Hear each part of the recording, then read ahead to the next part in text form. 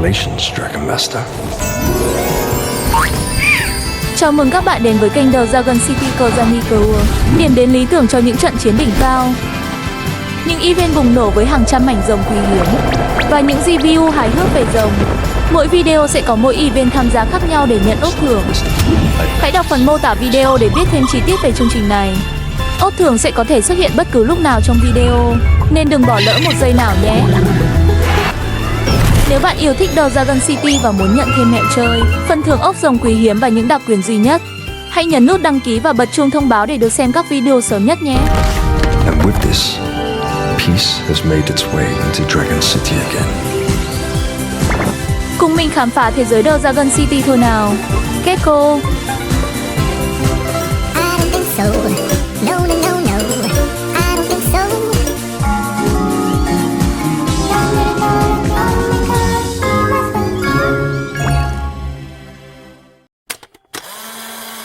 Sự kiện nóng hổi vừa thổi vừa xem.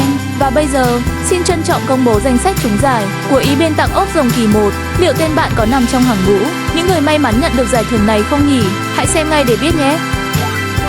Nhưng khoan đã, câu chuyện vẫn chưa dừng lại ở đây đâu. Sau khi dạo một vòng các bình luận siêu nhiệt tình của mọi người, Ed đã quyết định trao thêm một giải phụ đặc biệt cho một khán giả xuất sắc nữa. Và đó chính là giải thưởng không hề giả chân. Vậy điều gì đã khiến Ed đưa ra quyết định này? Ai sẽ là người may mắn nhận được giải thưởng không hề giả chân danh giá này? Có thể là bạn, hoặc cũng có thể là người bạn đang ngồi cạnh. Để biết chính xác, chỉ có cách là xem ngà vơ luôn video mới nhất của mình thôi. Bật mí thêm, người trúng giải phụ này sẽ nhận ngay 100 mảnh rồng cực xịn đấy nhé. Và nhớ, khi xem video, đừng quên bật âm thanh thật to nhé, kẻo nghe lỡ mất tên mình rồi lại tưởng ai khác trúng thì tiếc lắm. Nào, còn chần chờ gì nữa, click ngay để kiểm tra xem bạn có phải là người được gọi tên không. Nếu may mắn trúng giải, đừng quên khoe niềm vui ở phần bình luận nha. Chúc may mắn và sớm nhận thưởng. Gekko.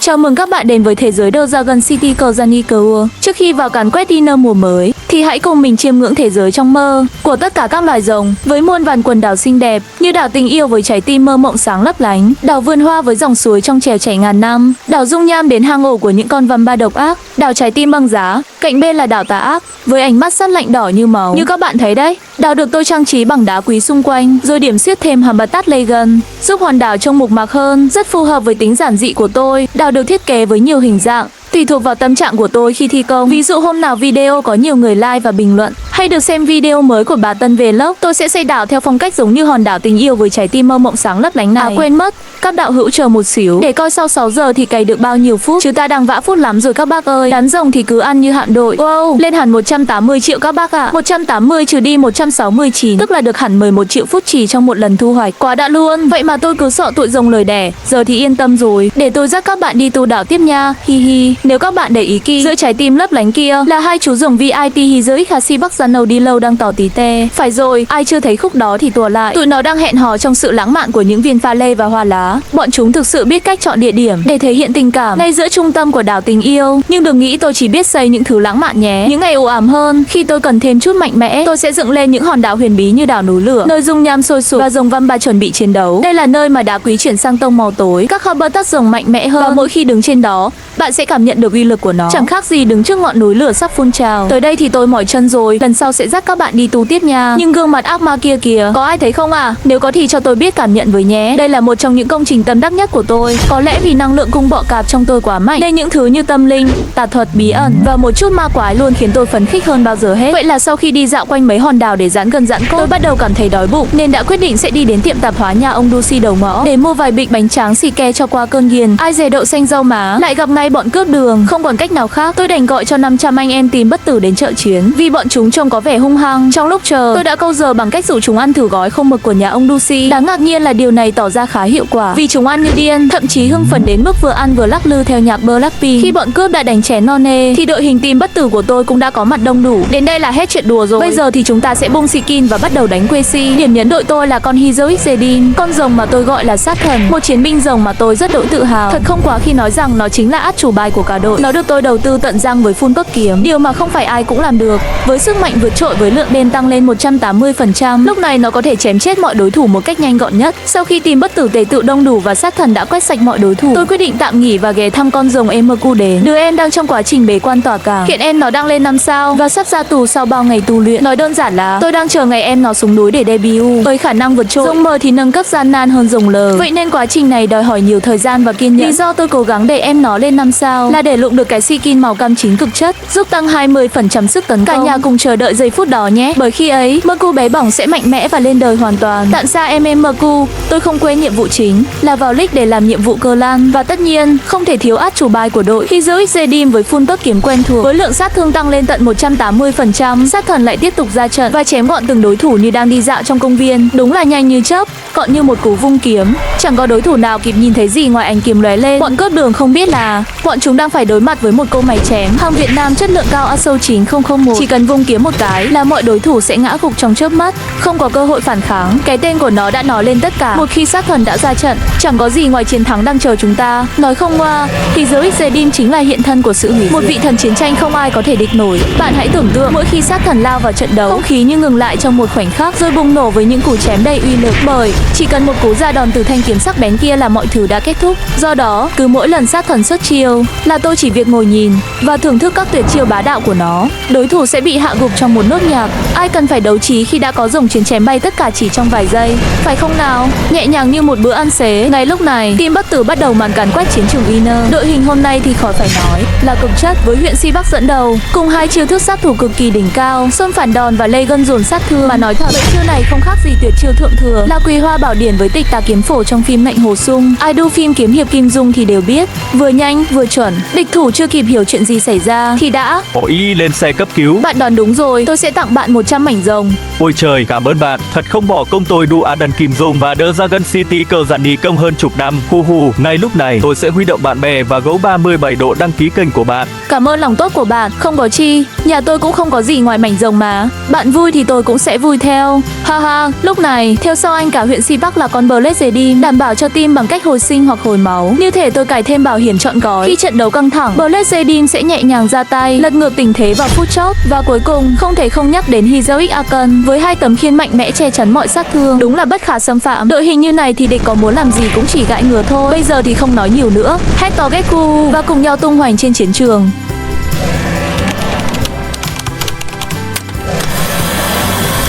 Trận đầu tiên khởi động và đối thủ xuất hiện. Đối thủ ra sân với đội hình gồm hai con Heroic thường và một con L đến tà tần yếu ớt với một tấm khiên mỏng như tờ giấy thì chẳng thể làm nên cơm cháo gì được. Team này không quá mạnh nên chắc chỉ cầm cự được trong giây lát mà thôi. Nhưng đó là cu tí trong đội tôi nghĩ. Còn đối với người dày dạn kinh nghiệm thực chiến như tôi thì sẽ không đánh giá thấp họ đâu. Bởi trong chiến đấu, điều bất ngờ luôn có thể xảy ra và ai mà biết được họ có chiêu gì trong tay áo. Và khi trận đấu vừa bắt đầu, tôi có thể cảm nhận rõ sự căng thẳng trong không khí.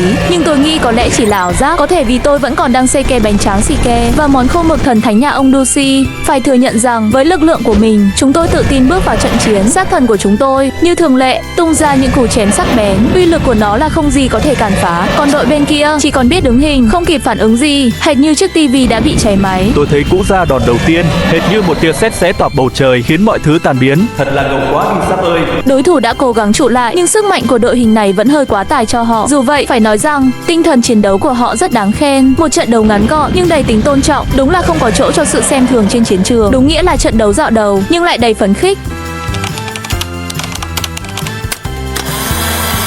Trận thứ hai đúng là thách thức. Đội bạn dẫn đầu với con Heroic Arcan. Nó có hai tấm khiên dày bảo vệ chắc chắn, cộng thêm một chú Berserker nguy hiểm. Mỗi khi nó hạ gục được đồng đội của tôi, con quái thú đó lại trở nên mạnh lên và có thêm một lượt đánh nữa. Đáng gờm thật đấy. Còn chưa hết, Heikoshi, một con rồng vamba hút máu cực mạnh với Skin Pew giúp nó sinh tồn dai dẳng, cộng thêm chiều bóng đêm gây sát thương cực lớn. Đội hình này có sức mạnh đáng nể và họ đã chơi rất thông minh. Thông minh,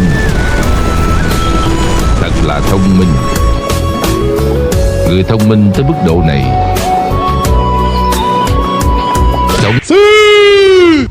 Tuy đã chiến đấu hết sức mình nhưng cuối cùng họ vẫn không thể vượt qua sự kết hợp hoàn hảo và sức mạnh tình bạn khủng khiếp của team bất tử. Đây là một trận đấu đáng nhớ, có được chiến thắng là không hề dễ dàng nhưng phải thừa nhận rằng đối thủ đã thể hiện rất ấn tượng. Vỗ tay, vỗ tay, vỗ tay, vỗ tay coi.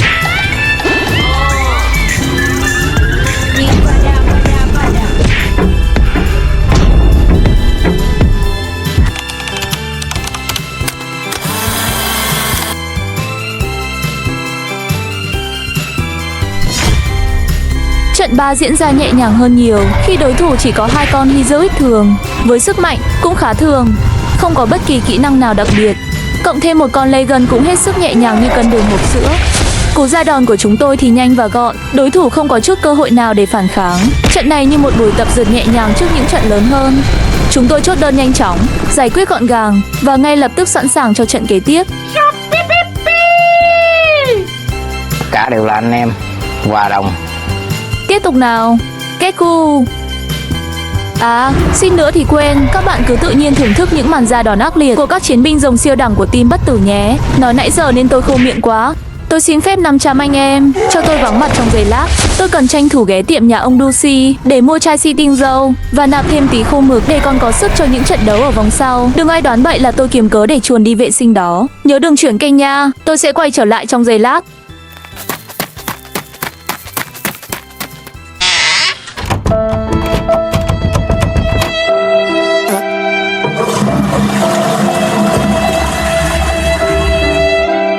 Trời đất ơi, tự nhiên cái tôi tỉnh lại liền luôn. Tự nhiên tôi hết hồn.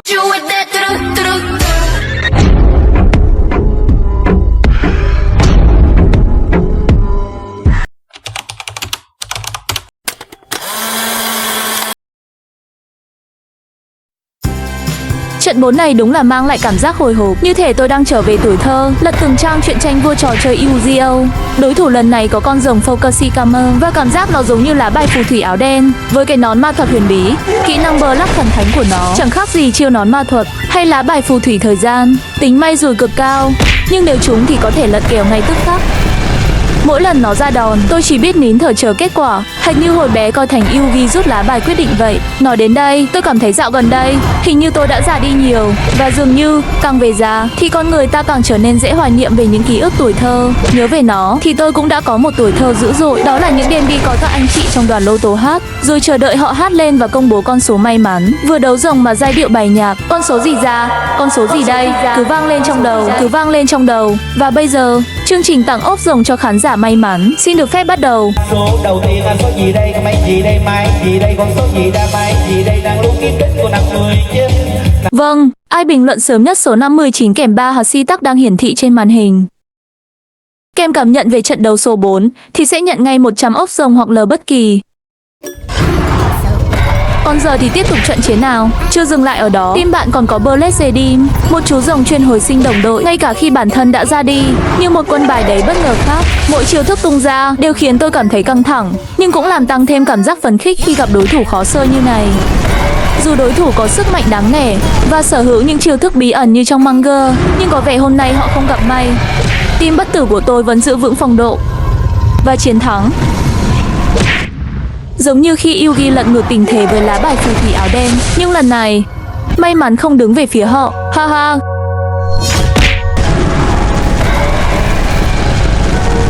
Kết thúc trận đấu thôi.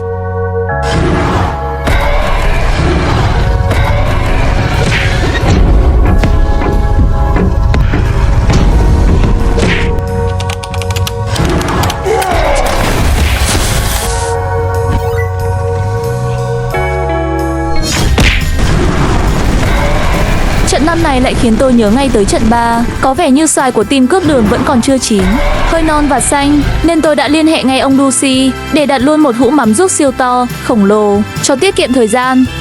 Đội bạn chỉ có 2 con Heroic thường và thêm một con Legion cũng chẳng khác gì, món ăn nhẹ giữa bữa tiệc lớn.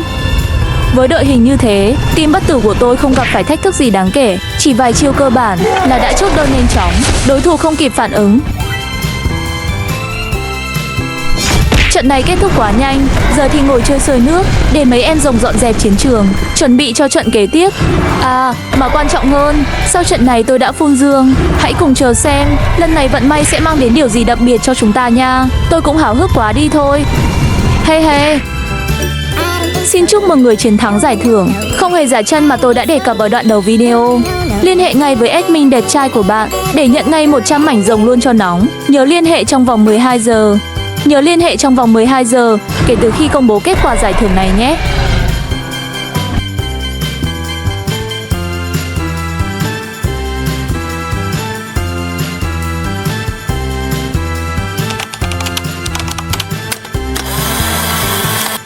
Trận nhận 6, chào đón đối thủ David em, với một đội hình đầy sự kết hợp nguy hiểm và khá đa dạng.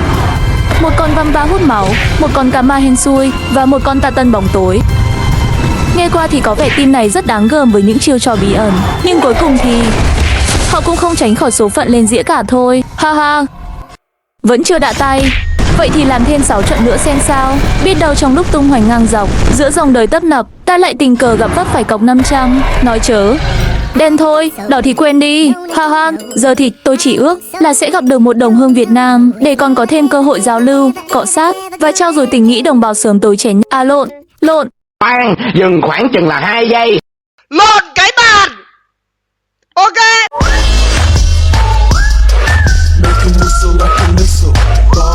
Ý con tôi là muốn giúp nhau tiến bộ cho vui nhà vui cửa. Dạ vâng, đúng rồi ạ. Dạ, trong khi anh Trần Đức Bo meo meo và Hoa hậu Ý Nguy đã ở một cương vị mới, thì con đây vẫn đang meo meo loay hoay dưới đất, cảm thấy bản thân còn yếu ớt quá, nên quyết tâm phấn đấu để theo kịp chúng bạn ạ. Ui, kinh thế, hiểu biết thế. Chạy lên trên cháu ơi, lỗ rồi, chạy lên. Khả năng, thôi. Giải tán thôi, không nó lỗ hết thì tiếc lắm. Chiến thôi nào, không dừng lại ở đây đâu. Anh em tôi đến nè.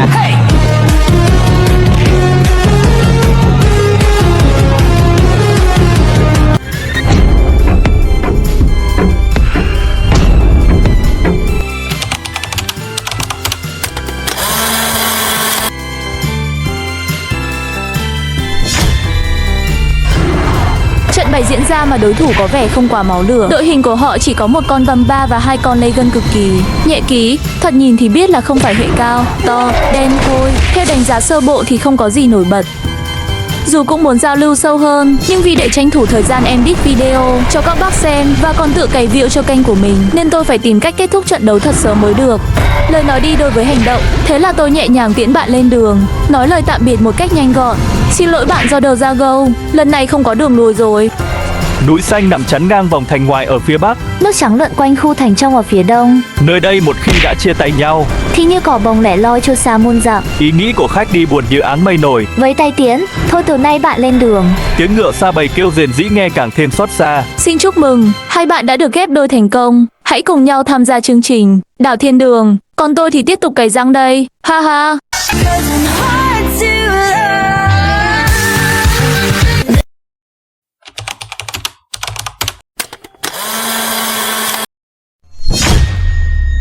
Trận 8 chào đón bạn ao ra với đội hình có phần mạnh mẽ hơn một chút, nhưng mà tên này hình như cũng có chút điểm rồi nhỉ. Kaka sau khi thi triển vài chiêu ban đầu phải công nhận đội bạn mạnh thật đấy. Nhưng tiếc thay chỉ có mỗi Heroic Apple thì cũng khó mà làm nên chuyện. Một cánh én như vậy dù bay cao đến đâu cũng chẳng thể tạo ra mùa xuân. Và khi chén rượu chiến đấu đã cạn thì cũng đến lúc nói lời chia tay với Ozer. Bye bye. Mèo. Và đây là Polopilo. Polopilo, ui, tình múa phải nói là cực cắt.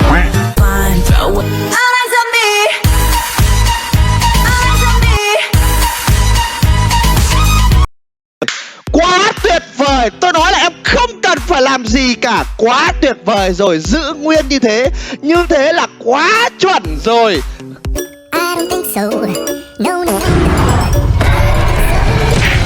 Cả đều là anh em, hòa đồng.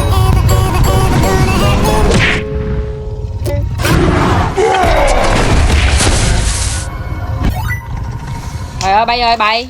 Bay ơi. Bay ơi. Bay ơi, bay ơi. Trời ơi, trời ơi, cứu tôi, trời ơi, chết tôi, trời ơi. Trời ơi, bão táp về sân.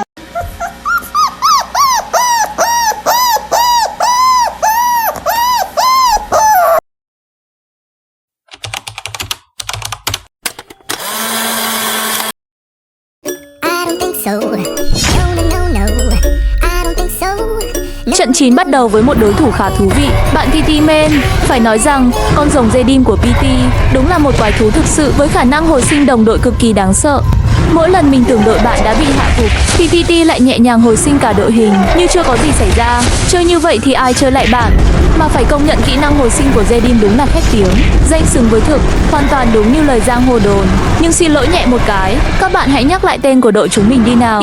Đúng rồi, chúng tôi là team bất tử.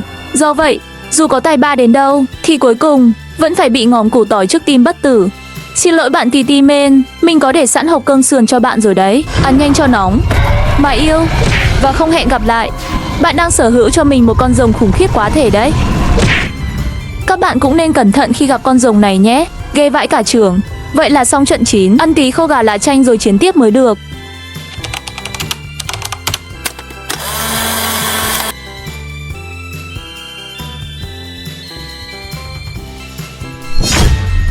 Trận 10, tôi gặp phải một đối thủ mà, phải nói thật lòng, còn yếu hơn cả trận vừa rồi. Đội hình của họ không có bất kỳ kỹ năng nào đáng kể. Giống như một đội hình mới tập sự.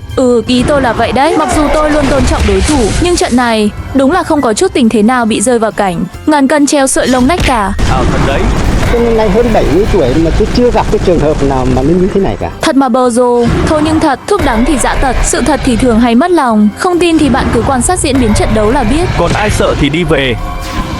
Mỗi chiều tôi tung ra đều nhanh chóng hạ gục họ, không có nổi một cơ hội phản kháng. Xây bay nhẹ nhàng nhé. Và tiếp tục hướng tới trận tiếp theo với niềm tin rằng chắc chắn sẽ có thêm thử thách thú vị hơn. Tôi đang nghĩ không biết team mình có nên đổi nghệ danh thành Độc Cô Cầu Bại hay không nữa. Nhưng thôi, tên gì cũng được mà. Quan trọng là thực lực. Hôm nay chúng ta thật máu chiến, đã cùng nhau trải qua gần hơn 10 hiệp tỉ thí võ nghệ, thật tuyệt vời làm sao. Cảm ơn các bạn đã đồng hành cùng mình. Coi bộ bọn cướp đường và những người bạn của chúng sẽ phải ốm đòn với 500 anh em của tôi. Trận 11 ơi, chờ chúng tôi với nhé.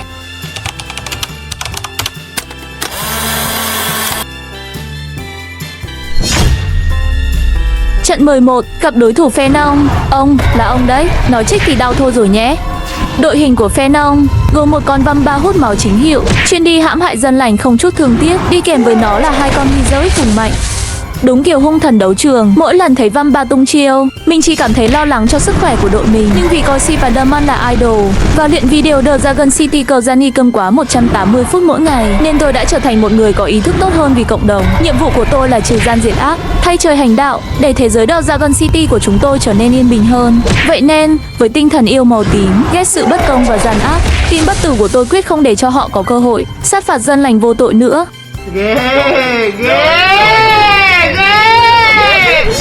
Trận đấu kết thúc đầy căng thẳng nhưng kết quả đã rõ ràng. Dân lành đã được cứu nguy, còn biệt đội tà ác phe nông và những người bạn đã phải ngậm ngùi chịu thua. Bọn chúng hứa sẽ rửa tay gác kiếm và đi lượm rác khắp The Dragon City.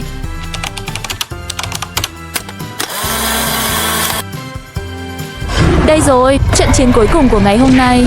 Thật không thể tin được là tôi có thể edit video đến giờ phút này. Xin hãy cổ vũ tôi nhé các tình yêu. Đối thủ không có gì quá đặc biệt. Đội hình của họ lại là những con rồng quen thuộc đã đối đầu với mình bao lần trước. Thôi thì múc nốt rồi đi ngủ thôi nào. Rồi cho 500 anh em team bất tử nghỉ ngơi. Ai để lát mở tiếp Dương 2 coi có gì đã nào. Hy vọng hôm nay vận may sẽ mỉm cười với mình trước khi kết thúc một ngày đầy chiến thắng. Cùng đặt ngôi sao hy vọng với mình nào. Hello, các cư dân của The Dragon City hãy cùng giúp mình đạt 1.000 người theo dõi để nhận ngay 1.000 mảnh rồng. Hôm kia, video đầu tay của mình đã nhận được sự ủng hộ cực kỳ nồng nhiệt từ mọi người. Và hôm nay, mình rất vui mừng thông báo rằng kênh YouTube của chúng ta đã chính thức chạm mốc 123 người theo dõi, một con số hết sức khiêm tốn ở thời điểm hiện tại. Nhưng đây lại là một cột mốc vô cùng quan trọng với mình, đánh dấu những bước đi chập chững đầu tiên trong thế giới The Dragon City đầy màu sắc này. Qua đó, mình quyết định sẽ tổ chức một sự kiện đặc biệt. Ngay khi đạt được 1.000 người theo dõi, sự kiện siêu hấp dẫn, tặng ngay 1.000 mảnh rồng để đánh dấu cột mốc đạt 1.000 người theo dõi.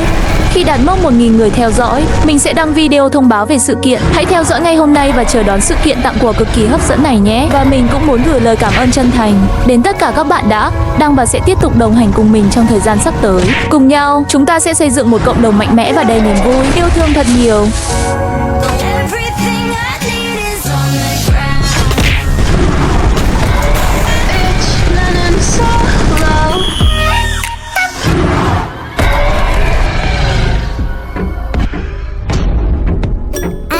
So, no, no, no, no, I don't think so.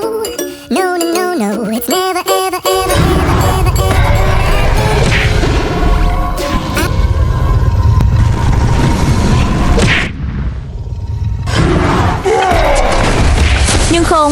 Dương mở ra chẳng có gì hấp dẫn cả. Đúng là Sukana thật sự. Còn các bạn thì sao? Cảm giác thế nào về loạt trận Ina hôm nay? Trận nào làm bạn ấn tượng nhất? Các bạn muốn xem gì tiếp theo? Hãy để lại bình luận bên dưới và chia sẻ cảm nghĩ của bạn nhé. Biết đâu chúng ta lại cùng đau khổ vì mấy cái Dương như nhau. I don't think so. No, no, no, no. I don't think so. No, no, no, no. It's never, ever, ever, ever, ever, ever gonna happen. I don't think so. No, no, no, no. I don't think so. No, no, no, no. Cảm ơn mọi người đã xem video đến giờ phút này. Sự ủng hộ của các bạn chính là động lực để mình tiếp tục làm thêm nhiều video về những con rồng siêu đỉnh trong The Dragon City, những màn battle Ina đầy máu chiến, cực kỳ mãn nhãn và bùng nổ. Hẹn gặp lại mọi người trong những video tiếp theo. Đừng quên like, share và subscribe để ủng hộ kênh của mình. Chúc các bạn sưu tập được thật nhiều rồng mạnh mẽ. Mày yêu các cư dân của The Dragon City. I don't think so. No, no, no, no. I don't think so. No, no, no, no. It's never, ever, ever, ever, ever, ever gonna happen.